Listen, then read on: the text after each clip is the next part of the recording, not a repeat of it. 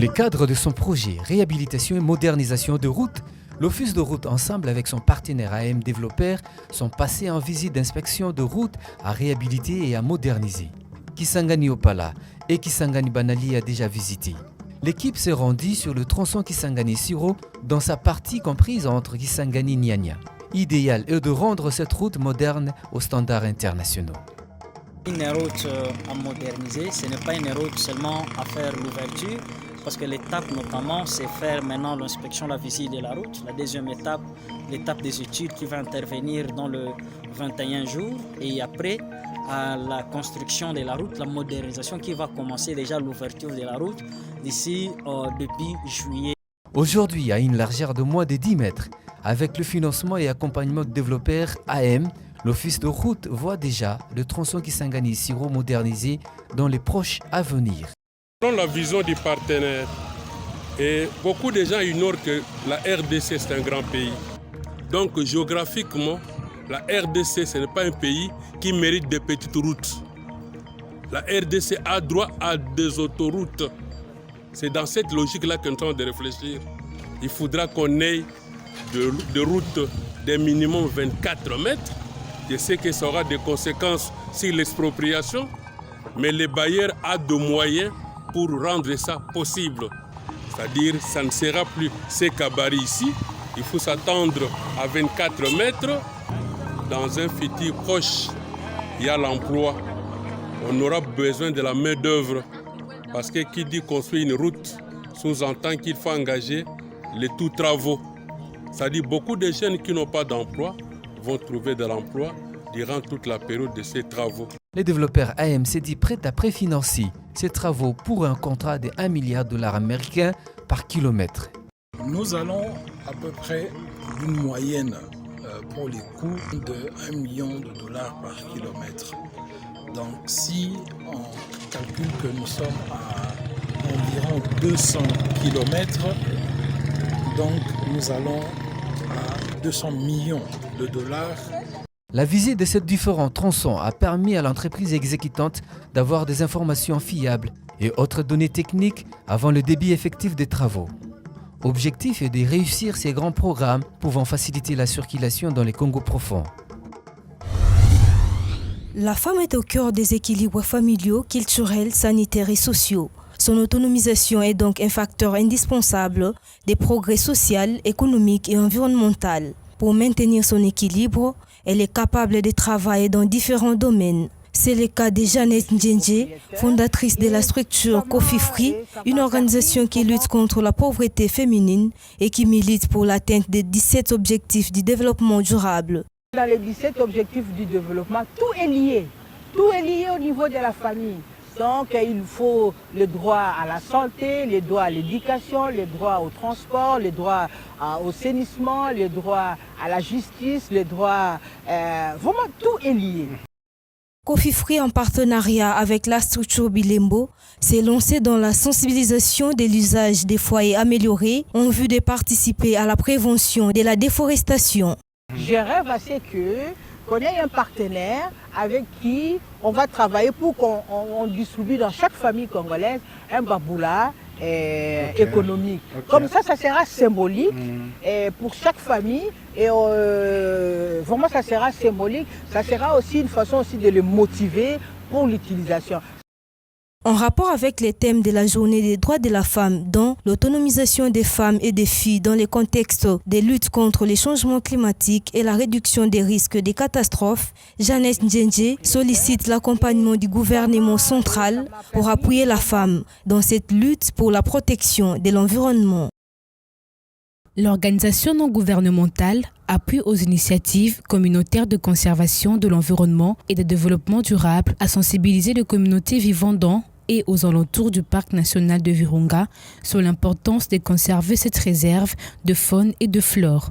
Cette structure a, au cours de cette campagne de sensibilisation, exprimé son inquiétude quant à une possible exploitation du pétrole dans le parc de Virunga, un site considéré comme patrimoine mondial de l'UNESCO. Vous voyez comme l'article 155 de la loi portant un régime général des hydrocarbures légalise en quelque sorte l'exploitation du pétrole ou des énergies fossiles dans les aires protégées. Parce que cette loi dit, une fois on a trouvé une quantité intéressante de pétrole, après étude d'impact environnemental, ils peuvent procéder au déclassement d'une partie ou bien même de la totalité de cette aire protégée.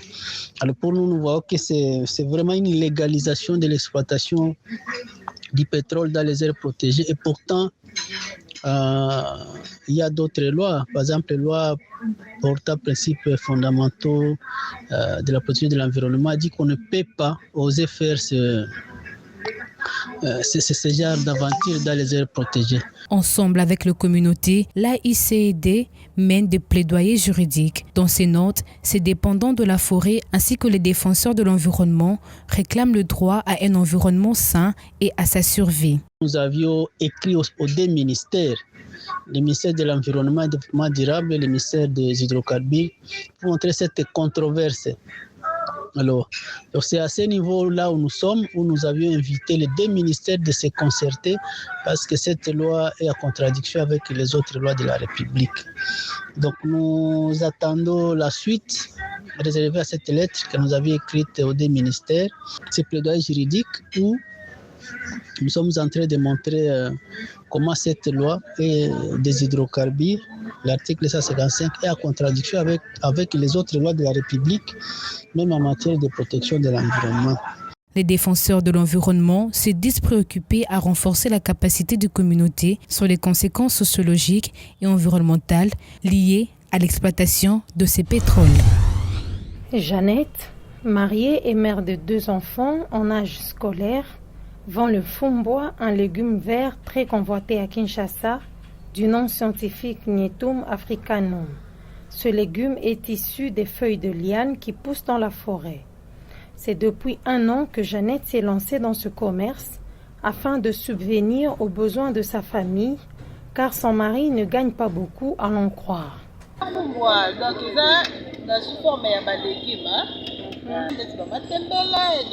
Ces feuilles s'appellent fumbwa. C'est un légume comme les amarantes ou le fait de patates douces. Je les achète au marché de Gambela, précisément à Befalé, pour venir vendre en Boudi. Je me lève à 4 heures afin de trouver un bus qui m'emmène directement au marché.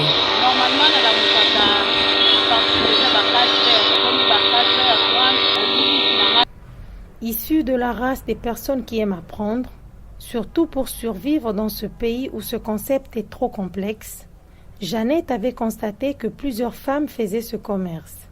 C'est ainsi qu'elle a décidé de l'embrasser, après s'être renseignée sur ses contours. Elle vend son fumbwa dans le quartier Mboudi à Mongafula.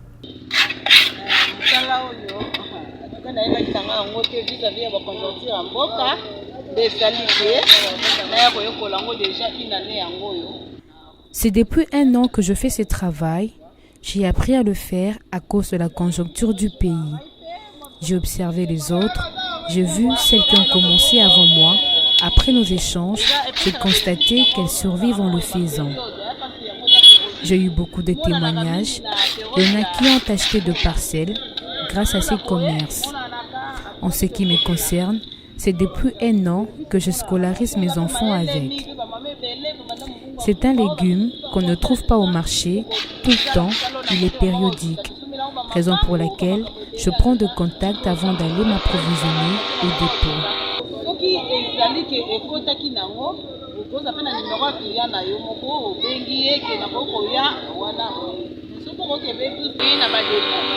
Il faut beaucoup de courage pour faire comme Jeannette, cette battante qui se sépare de son lit à 4 heures du matin pour faire évoluer son petit commerce.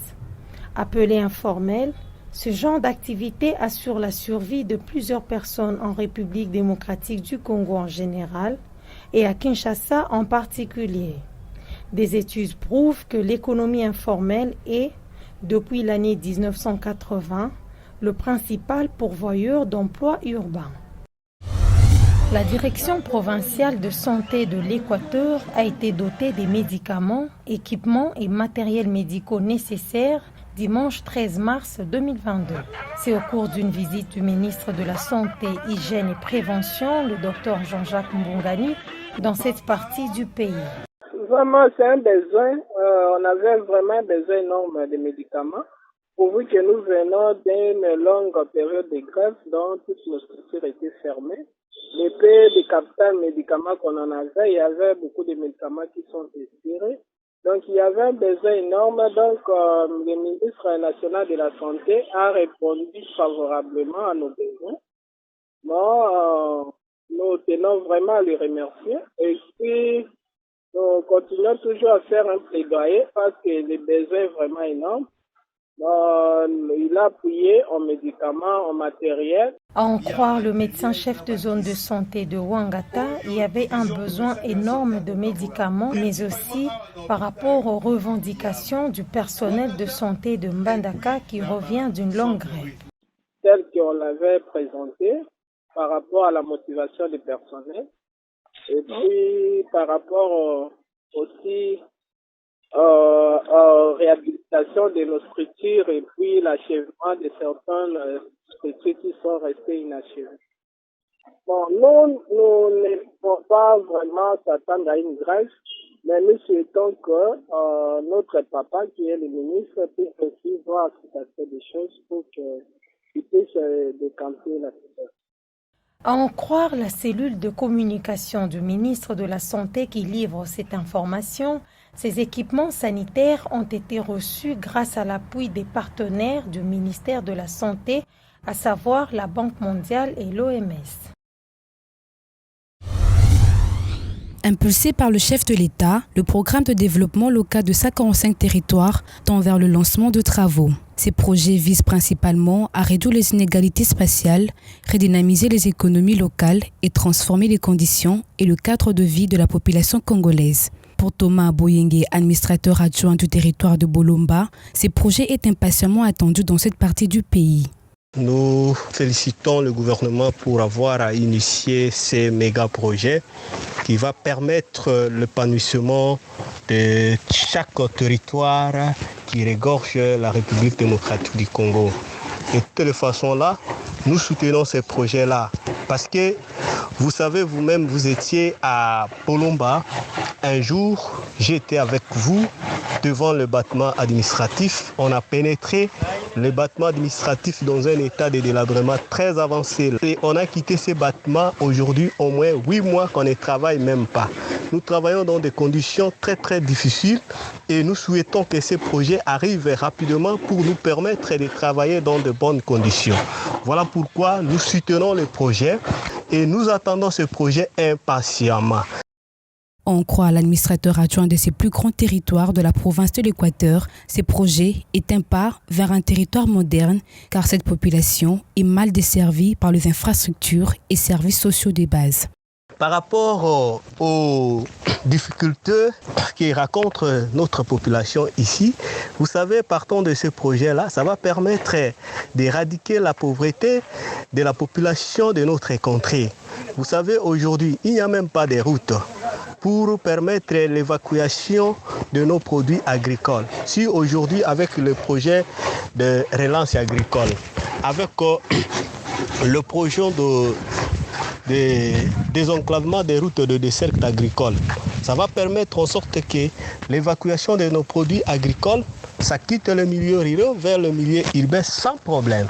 Alors voilà pourquoi il y a un impact positif lorsque ce projet sera réalisé dans nos contrées respectives. Signalons que le gouvernement a procédé à la signature de protocoles d'accord avec 3 agences d'exécution dont le Bureau central de coordination, BCECO, les programmes des Nations Unies pour le développement, PNUD, et la cellule d'exécution de financement en faveur des États fragiles, CFF, le 10 mars dernier à Kinshasa.